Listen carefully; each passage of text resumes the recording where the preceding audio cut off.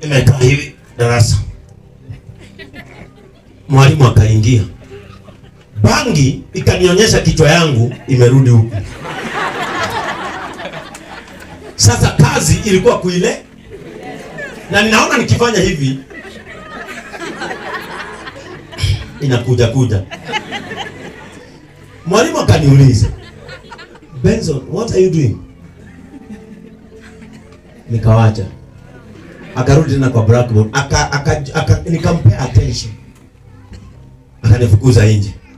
Kunifukuza nje, nikaenda, tulikuwa tunajikaisha. Nikaenda kwa nyumba yangu. Nikalalia kitanda. Mimi hata wa leo nimeshawahi bebwa na ndege, lakini sijawahi sikia speed ile ilikuwa inaendwa na kitanda.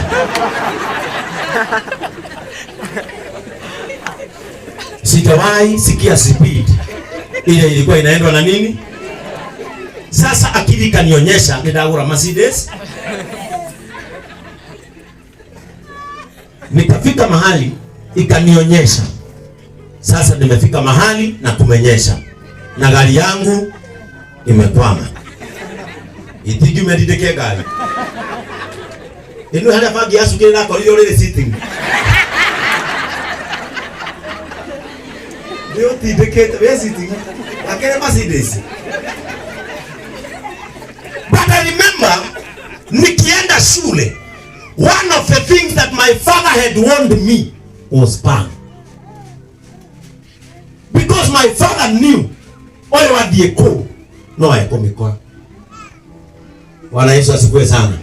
Leo muthi ona ngeigwa kwena mukara urakaraga Bangi. Na ndirari yokinya ne atugateri menaka. Ndikimeutia. Ta imagine ugokora guhana. Kirai. Bwana Yesu asifiwe sana. We all need an Eli in our life.